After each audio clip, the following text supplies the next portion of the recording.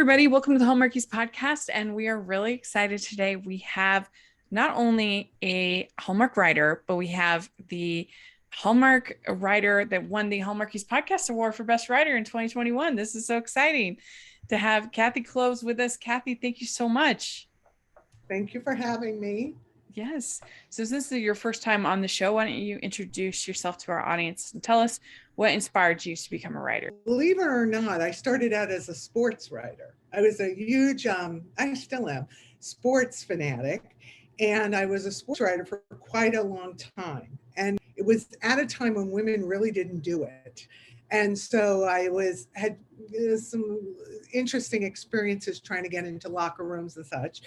But I did it, and they assigned me terrible things like cardiac running and things like that when I really wanted to do like Major League Baseball and things like that. Just by chance, met a Hollywood producer, and he said to me, what change and why do you come work in Hollywood? And I went, okay. And that began my journey. I started working at production companies.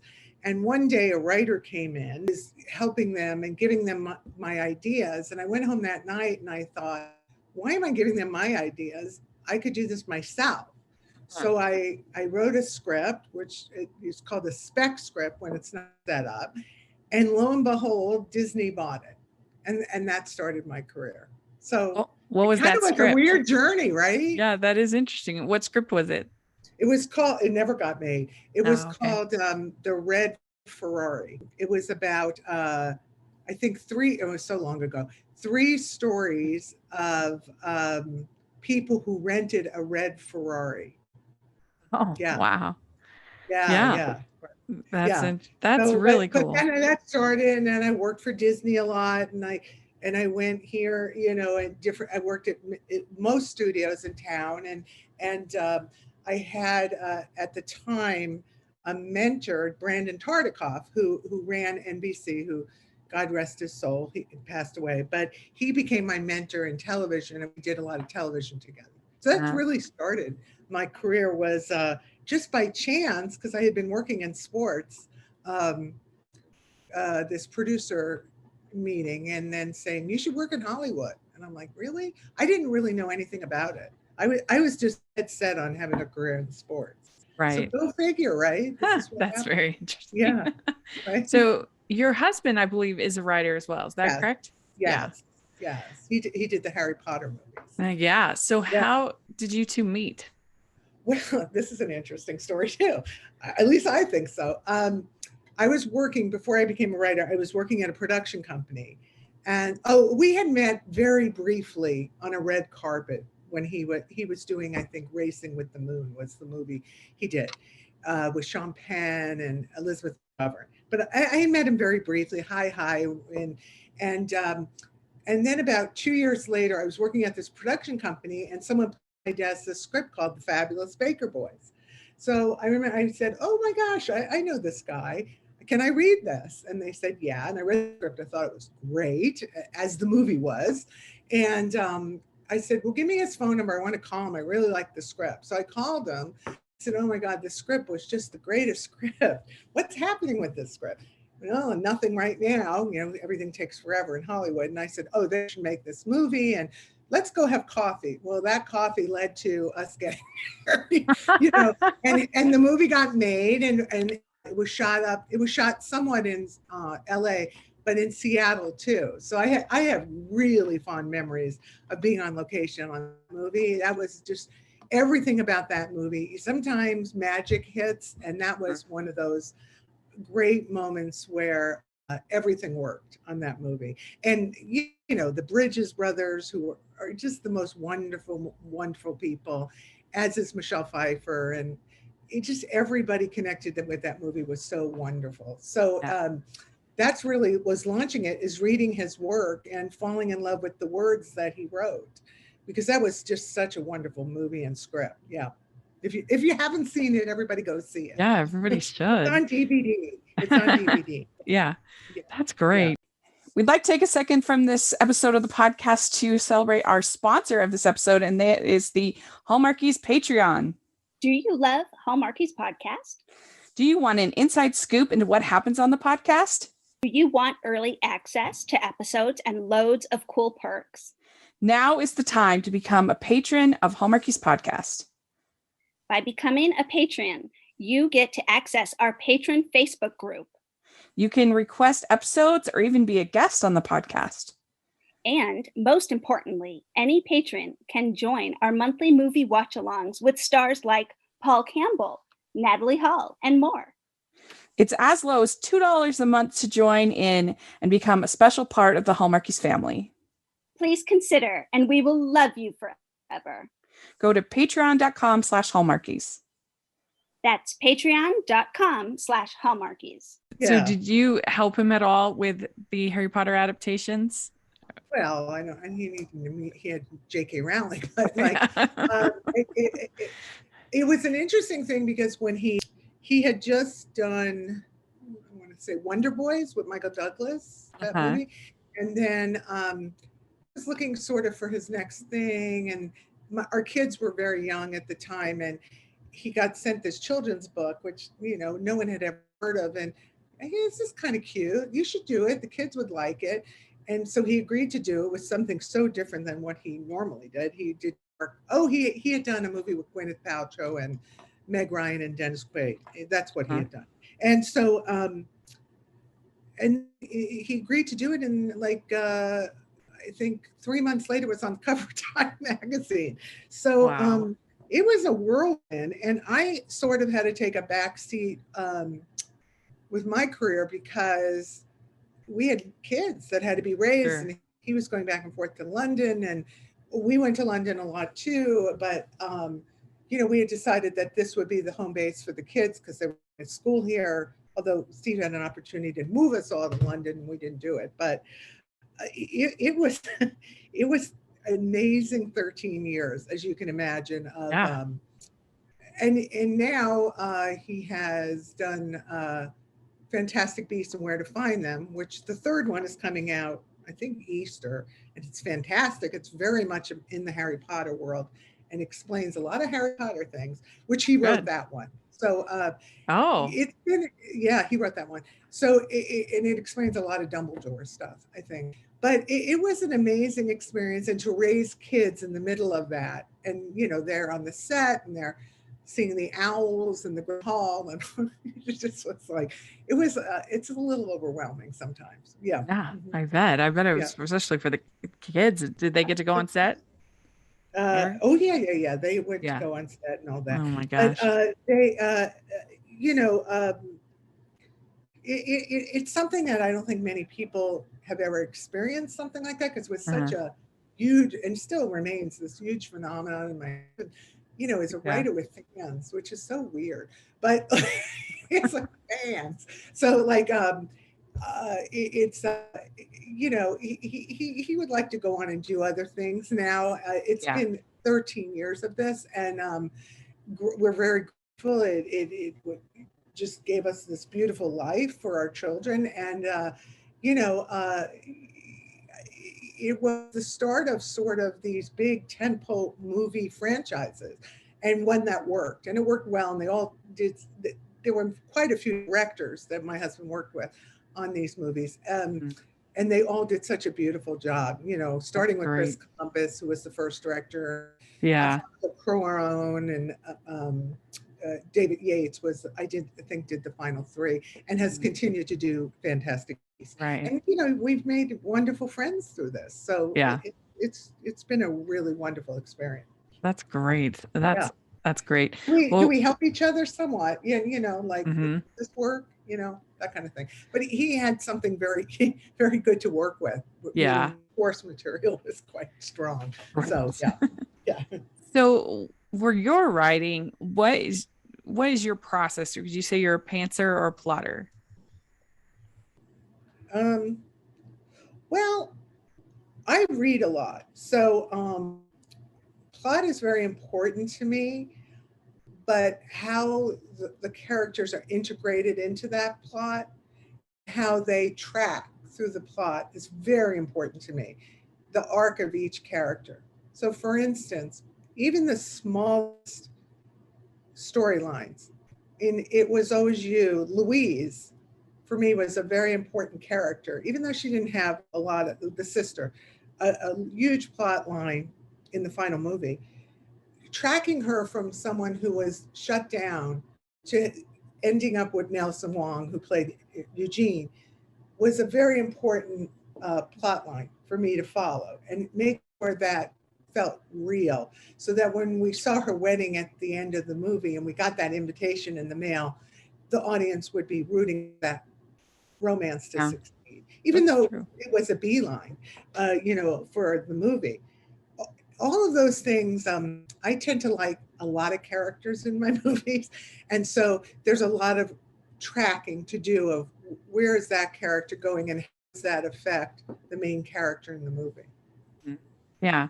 Well, I always say that it's, well, not easy, but it's impressive when you have a dynamic leading character, but it's even more impressive when you have a rich script where your fifth character, your sixth character still has a story arc, still has a plot line that you follow with them, still grows.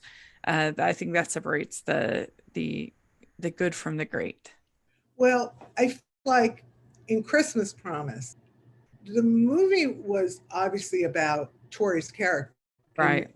and grieving, but the village and the friends and the family that surrounded her, that wanted to help her heal from this horrible tragedy, were just as important. So seeing Sharon Holness, who was so great in the movie as Susan, Yeah.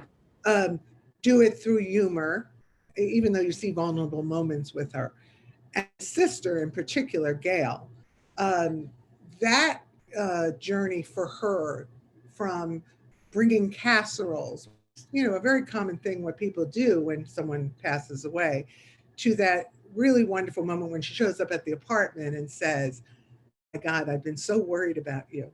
I've been so worried about you." To me, that's a very important uh, aspect of telling the whole story of Tori's character. Who are these people around her, and how did they help her move on with the Dylan Bruce character? That was a very important story to tell. The people that surrounded her, including Matthew Dowden's character, who was her best friend, and how that evolved in writing the script. Yeah. I think that's right on. I think that's why the movies stand out. I really do. Yeah. So how did you first get connected with Hallmark? What kind of got you Well, started writing these movies? well, I let's see what I was doing before. I can't even remember, but I was doing some script for Because you somebody. had Love at First Glance. That was the first Yeah, one. that was the first one. I went to a dinner, and I was sat next to one of the big Hallmark executives at the time, and he was familiar with my work, and he said, "You should come write for us." And I went, "Really?" And he said, "No, you do romantic comedies. You should come to me and pitch me, an idea." And I go, "Okay." And Love at First Glance was the first idea that I came up with, and yeah, they were sold on that and made the movie relatively quickly. And boy, that was a really good cast to Yeah, jump into Hallmark with. It had a really good that's cast with true. Adrian and Amy. Amy Smart is just the most wonderful human. She was so great in the role, and so that was my first foray. They wanted more, and with It Was Always You, which was quite a journey. I had read this short. This is crazy.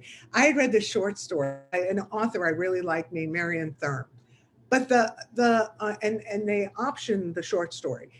But here's what the plot of the short story was. The plot of the short story was, which I still think would make a great movie, was a young woman, is dating this guy, and she's convinced she's going to get married to this guy. It's a very short story.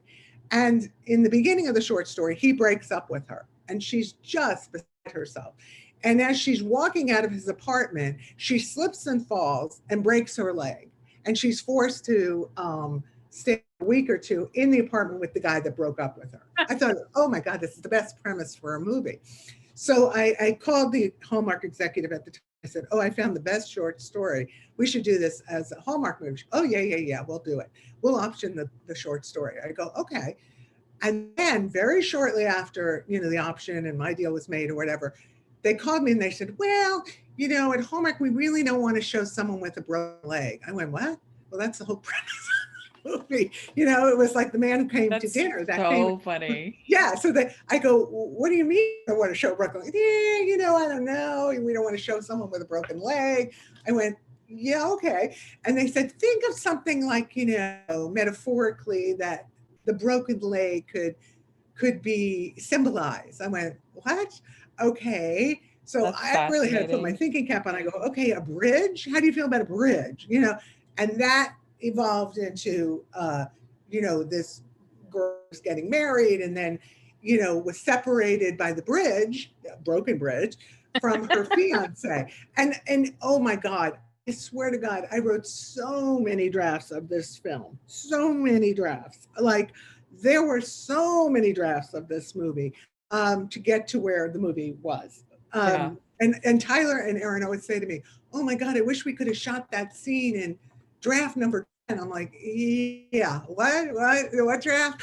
And there were a lot of drafts of this movie, but it started out from that short story. And I remember watching when the credits finally were up on screen in one of the cuts, and thinking, really, they're crediting the short story that has nothing to do with the movie.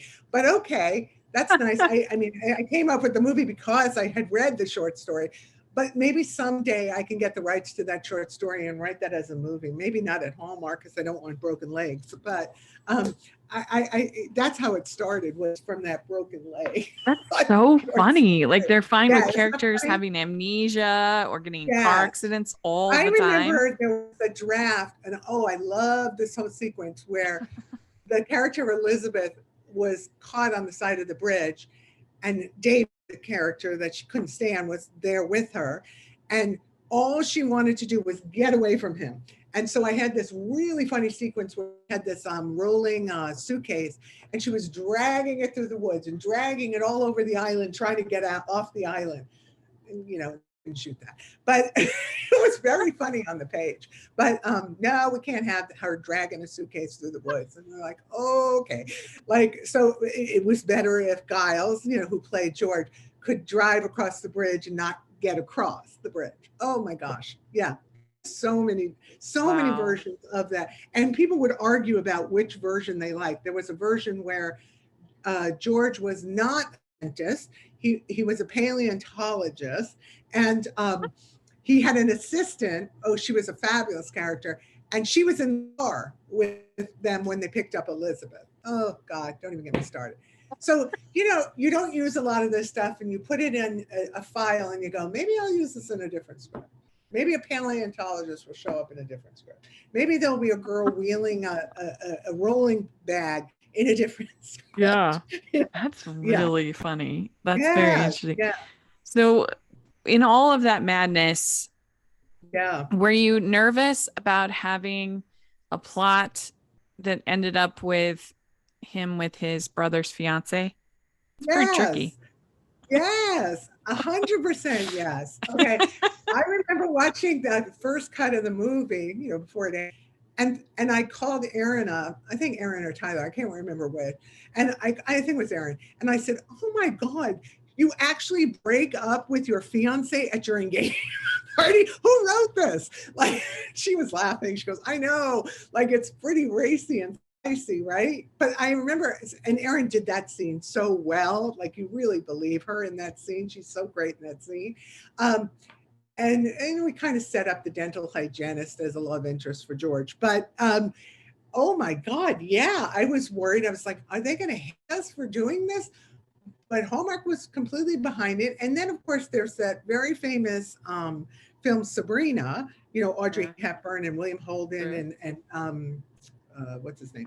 Humphrey Bogart, where, she's in love with William Holden her whole life, and comes back from Paris looking fabulous and ends up with the brother, who's much more stuffy, Humphrey Bogart. So it did work for one of the most classic films of all time. So yeah, I was really worried when I saw that first cut, because that scene at the engagement party, I remember calling Erin going, oh my God, you broke up with your fiance at your engagement party. And she hands him back the ring while people are celebrating in the background. But I think Right. what helped us there was the fact that she goes away for a year and travels and doesn't come back for a year. So I think that was the the the addition that helped, calm that down. And it wasn't like she ran off with David at the engagement. Yeah. Yeah, and you had the brother with another person by that point, Yes. so that helped Yes. too. And Yes. she didn't break up with him because of No. to be with David. No. Yeah, No. so Yeah. that helped. Yeah. There was Uh, never a version like that. all right. Yeah. Yeah.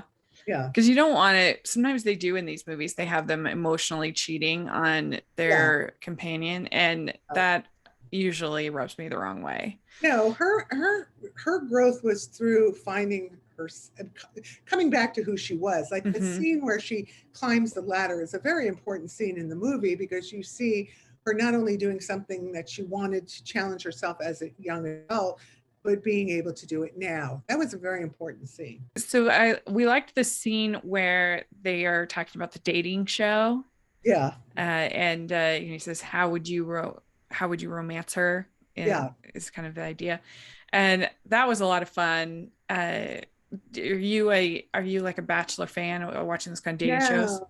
No. And then the only reality show I watch is I watch Survivor. Because Ah, like, you watch oh, Survivor? I love Survivor because, again, my sport background, I like competition. Mhm. I I guess The Bachelor love is Survivor. competition, right? Isn't it? But Survivor is actually how I got started in podcasting, because oh, I love I'm a big Survivor. fan of Oh Rob Has my a God, I love it. Podcast. I love it. I love it. I Uh, never miss it. I love yeah, it. And yeah. if I have to TiVo it, I have a friend who will like send me an email like, "Oh, can you believe so and so was voted?" Please don't email me that. I haven't watched the show yet. Yeah, But that's like, rude. it's so rude, and I tell her 100 times, "Don't do that." She still does it, so I I can't. will never do that. So if you Oh, want to, please you don't. want to We text can email me. about it. I like it because I like competition shows. I tend to really Uh-huh. like, and that feels like a sports kind of like The Yeah, Bachelor. They don't even end up together, do they? most of the time they don't. Yeah, They've like had a few, yeah, but yeah, no, I agree. I love Survivor. I love this. I love the social strategy of it all, yeah, and right, how every win is kind of different. They're using a different strategy, and yeah, I think it's fascinating. But very cool. I did also like the any of the scenes in the treehouse. You mentioned the climbing the rope ladder, but I just thought that that was a great sort of set piece to have. yeah. I was very lucky to have Aaron and Tyler in this movie, because the chemistry, and Mhm. that's what stood out like more than anything in this movie. When you saw first cut of the movie, you're like, oh my God, that even the dailies, the chemistry between the two of them was just off the charts. We're all very good friends now, which is nice, but they're very good friends, and just their chemistry, their understanding of who these two characters were was just dead on, and that really made the movie work, I think. You just felt it in every frame they were in together. It just, from the ice Yeah. parlor where they meet up again to the end of the movie, it just really, really worked. Yeah. Well, and Tyler really has a gift for having chemistry with Yes. all of his co-stars. Yeah. It's really remarkable that if you were to tell me with almost every single one of his movies, if you were to tell me that he's actually dating his co-star, I would be Yeah. like, yeah, I believe that. Not. But girls, he's Which is not. not true, of course, but I'm just saying that Yeah. that's how real he makes it feel. Yeah. Yeah. Yeah. Yeah, he's the character of David actually was uh, not written the way he ended up playing it. It was like more of a Luke Wilson-y type, this Okay. guy who was sort of traveling the world and sort of pined for this girl, but it was such a deep, dark, hidden secret. But he gave it a little snark, which is what Tyler's really good at, would give it back to her, which really worked in terms of the dialogue. It really worked with the dialogue. I loved seeing how he played each line because Erin plays put upon really well. like she is so good at that. And there's an intelligence to that. And opposite his snark, it really worked. It really, really, really, Yeah. really worked. Yeah, because he was annoying. Interesting, up until really close to shooting, there was a whole sequence that I had written, which started the movie where you saw them as kids, and they were at a pool, and at the house, and George and Elizabeth were doing their homework, and Tyler's character David was being David. He was playing music. And finally, he jumps in the pool and he gets all their homework wet. So you set up basically that this has been going on forever. Okay, her annoyance with him had gone, but we couldn't shoot the sequence with them as kids, and we had to start the movie where we started the movie. But Tyler read that sequence. I remember and calling me about that sequence and wanted to understand who this character was in the history of these two characters, really embraced it and understood how he had annoyed her through the years. And he did it really, really well. He did it well. Yeah. So that sequence at the ice cream parlor, which is such a great sequence, where they recall, the rabbit's foot and all other stuff. He really, really, really embraced that. And it was great. Yeah. Great how we did it. Well, very good. So we also really liked the whole concept of the zing. That was cute. Yeah, that was nice, wasn't it? Yeah. Mm-hmm. And how great was Grandma Vivian? Mm-hmm. It was like a big hit with the fans. Yeah, she's a wonderful actress. I really wanted her in the Christmas and to play the love interest of the grandfather, but she was unavailable. And I wanted Nelson too, because I wanted him to play Teddy in the toy store, but he was unavailable too. These people get very busy in the Hallmark. Yeah. We'd like to take a second and thank our sponsor for this episode of the podcast. It's the Hallmarkies merch store. Are you looking for that perfect gift for the postable, Hardy, or Hallmarkie in your life? What about getting that t-shirt or hoodie that will help you stand out at your next holiday party? Now is the time to check out the Hallmarkies merch store. Full of festive designs by artists like Jessica Miller, Carrie from Hallmark Comics, and more. You can even have more than just shirts, but totes, cell phone cases, notebooks, mugs, and more. And it isn't just Hallmark. We have designs for Anna Green Gables, Man from Snowy River, The Nanny, and more. Every purchase at the merch store goes to help support the podcast and allows us to make the great content you know and love. There are frequent sales, so go to tpublic.com/stores/Hallmarkies or see the link in the description. That's tpublic.com/stores/Hallmarkies. Yeah, speaking of the Christmas Promise, I really loved this one. This was one of my favorites of Hallmark Christmas 2021. I really enjoyed it. And how'd you get the idea for doing this film? And was it tricky making it not depressing despite being sad? Well, I have a very close friend. Before I wrote it. She lost her husband, and he had cancer. And so I went through every step of that grieving process with her. And more importantly, after he passed, what that was like, and how important it was for everyone around her to contribute what they could in their own way to what she needed from me, what she needed from that friend, what she needed from her sister. That you kind of need a community around you when you go through a loss, any kind of loss. It could be a parent, hopefully not a child, any kind of loss. Your sister, you need a community around you. So that was for starters. I'd also read something in the paper that rang true for me, because I had lost a very close person to me a couple of years ago, that you want to be able to pick up the phone and be able to call that person like you normally do and say what's on your mind. Now, of course, these days people don't call, text. So that started the conversation of, what if you could text that person? And oh my God, what if someone who had the number, because people get new numbers from, discontinued lines, Yeah. was someone who had gone through something very similar to you and could understand that pain and that grief that you were experiencing. Mm.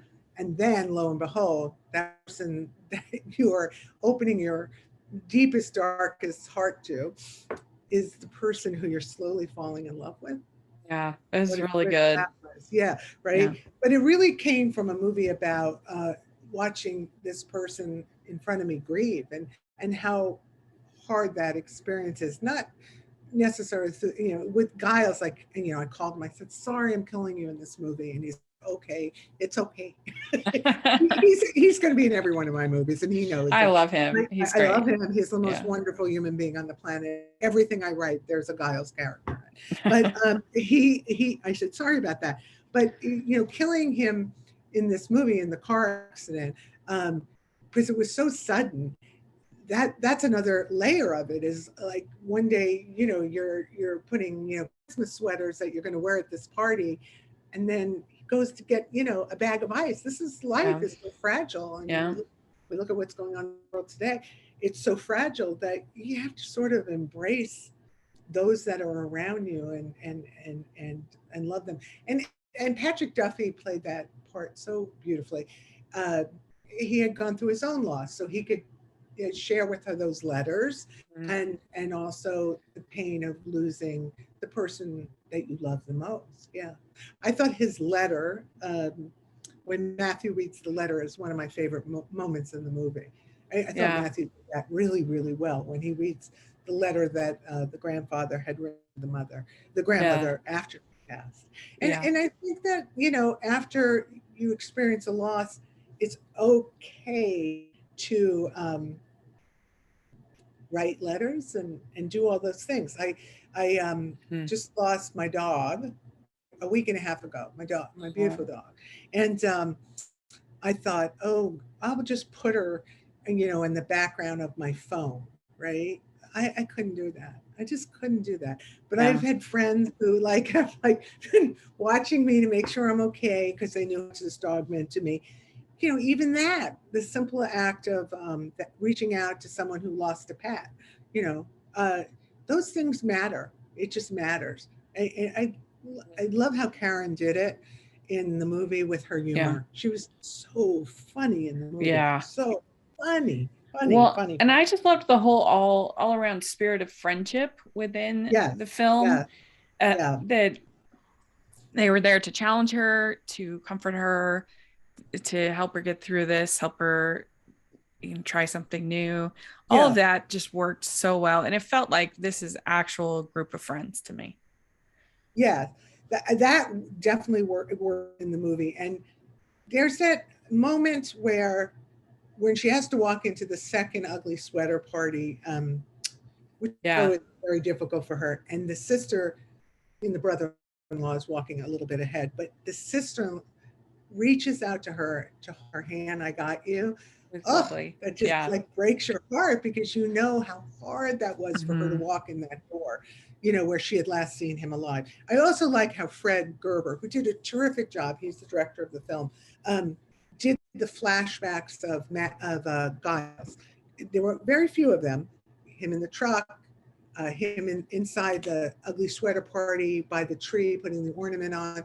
I thought that was very light touches that really hit you hard. It just hits you hard. Even as a writer, and I wrote, I would see that and I would go, oh God, that's really touching. That's Yeah. sad.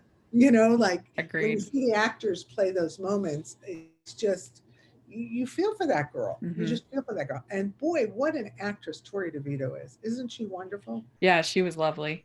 Lovely, lovely, lovely. Just lovely. Well, my absolute favorite moment of the movie, probably one of my favorite moments in any Hallmark movie ever, was was the kiss scene and the whole, is it a question mark or an Yeah, exclamation point? That was yes. brilliant. Because Thank you. how much, not even just kisses, but just in life, like sometimes we do things that are question marks, like I'm exploring, I'm questioning, I'm trying this, I'm taking a leap, this might not work out, kind of a thing. You do that in so many interactions, and then, but then you also have the interactions where you're confident, you're sure. it's an exclamation point. You're excited, you're motivated. And I just thought that was so well written. Thank you. Way to go on that. It was Well, great. that was my favorite scene too. And I was so worried about that scene. When I wrote it, I had Erin in mind. She was busy doing One Calls the Heart, so she couldn't do the movie. But I remember calling Randy Pope, who's a Hallmark executive, and I said, Randy, we have got to get actors who, if you look at that scene, that's the scene they have to be able to pull off. They have to be able to do that dialogue. And it's very kind of Katharine Hepburn and Spencer Tracy-ish kind of dialogue. You can almost imagine them doing that dialogue. But I said, that is a scene we have to keep in mind who can pull off that dialogue. I knew Erin could do it. She was like in Prairie Land up in One Calls the Heart, so she couldn't do the movie. But that was the moment where I thought, oh, and then when I saw Tori and Dylan was so great in that scene. Yeah. He was also great in the diner scene. I thought he was great in that scene in the diner. You knew that they were the right people for the part because she pulled that off perfectly. And it was really about timing and the timing of the dialogue, that you had to be able to deliver it with kind of a speed and not lag with, because if you lagged in the scene wouldn't work. So she and Dylan did it quite well with the right speed of the dialogue. Yeah. So what kind of got you thinking about this, about life being question marks or exclamation points? Isn't it? Yeah, it's so brilliant. But yeah, I never heard it phrased that way. And then when I heard it, I was like, that is great. I don't know what goes through my mind half the time. I write these things and then people, like I remember in It Was Always You, the scene where they're registering for the gifts, and then she turns the scanning gun on him and says, and I want this. Oh my God, I remember writing it going, oh, this is so good. I love this. And oh my God, they wanted to cut that scene. 25 times they wanted to cut the scene. And I kept saying, no. The audience is going to love that moment when she turns that gun on him. No, we can't cut that scene. We can't cut that scene. They left it in. And of course, people really like the scene. So you never know, like you see it on the page and you go, oh, this could be really funny, or this could work, or what am I thinking here? And then, actors, bless them, they bring so much to what you say, even better than what you even wrote on the page. Sometimes it works magic, and some things that you think are going to work great, you just like, no. What happened there? Well, I'm glad you fought for that scene. Oh my God, I fought for that scene. I can't even tell you, I beg you not to cut this scene. I beg you that, I promise you that moment where she turns that gun on him and says, and I want this, is the turning point in that movie. And finally they said, fine, we'll shoot the scene. And I went, yes. Oh my God. And I think there was some like explanation for the question mark scene in Christmas Promise where they go, what is this? I go, oh, no. This really works. And you have to get the actors who can do this dialogue. It's a dialogue scene, and you have to have actors who can deliver this kind of dialogue. And they did big time, so I think that scene of the two of them in the diner, where she talks about what he does on Thanksgiving and July 4th and all that. They're such wonderful actors, Dylan and Tori. They delivered that dialogue so beautifully that it worked there too. And it's all about rhythm, isn't it, with actors? I wouldn't know about that. I only see it on the page, and it's flat with little, letters on it. But they really, put a three-dimensional touch on it. It's wonderful how they do it. I don't know how they do. I could never be an actor. I could never face that criticism. Well, I also really was moved by the ending with her going through the house, and that was just really touching, because we've all been there when we lose somebody, and you think, okay, I have closure, I'm moving on, and then you'll see something, an item of clothing, you watch a movie that you watch together, you'll have something, and it's almost overwhelming. Yeah. And her walking through that house, and him being there to kind of support her, and the whole finale by the tree which is great. But he knows he has to leave. He can't Yeah. tell the truth, you know. Yeah. I actually thought the guy that played Eddie was very good in that scene of, because we have to, of course, explain it. So, you Yeah. know, yeah, but then where they're, you know, Dylan opens up and says, "This is why I can't tell her. I understand," because he understood grief himself from his Yeah. brother. Yeah. Right. Yeah. Yeah. I hope that movie plays over the years, because I think the feedback I got from that is that people who had experienced, you know, a significant loss in their life, and hopefully nobody does, but we're all untouched in life, aren't we? Yeah, it's part of life. Yeah, it's part of life. That I think that that movie resonates with people who have lost someone, because they understand that there is a path forward. And I think the friend that I wrote this about, basically, Uh, she was very moved by it, very moved by it. And now I'm writing a movie for her. But yeah, all so right. she works in the That's business. awesome. So you can go on and but not lose those beautiful memories you have. Yeah. Yeah. Yeah. Well, it was my second favorite Christmas movie of 2021. And it was my favorite on the Movies and Mysteries, the Miracles of Christmas channel. It was so good. I loved it. I gave it a perfect score, and I almost never do that. Well, So thank you. Well, yeah. hopefully I can find some more to do. Yes, please. Yeah. Well, we like to end our interviews with some fun, silly questions at the All end. right. So, first question, what's the best ice cream flavor? Oh, strawberry. Oh, okay, good. What's your favorite color? Blue, even though there's nothing in my house blue at the moment, but blue. Okay, And good. also I'm a Dodger fan, so definitely blue. Oh, good. Yeah. What music are you into? I kind of like Aretha Franklin. Yeah. Can't go wrong with that. Yeah. What is your go-to date night food? Uh, uh, Anything with an avocado. Oh, Yeah. big avocado toast We person. get a lot of wonderful Mexican food in California. Yeah. Oh, yeah. So we're Cool. exploring that. Yeah. All right. Dogs or cats? Oh, dogs. I have 3 at my house right now. Nice. Crazy All right. one. All right. Beaches or mountains? Beaches. Me 100%. too. Yeah. Yeah, with you there. Would you rather be in a fancy dress or sweats? Sweats. Okay. What's your favorite holiday to celebrate? Uh, Probably Thanksgiving. That. Yeah. Should write a Thanksgiving movie. We don't get enough of those. Yeah, right. Yeah. Yeah. All right. What is your favorite Hallmark or romantic movie? And you can pick one of your own if you want.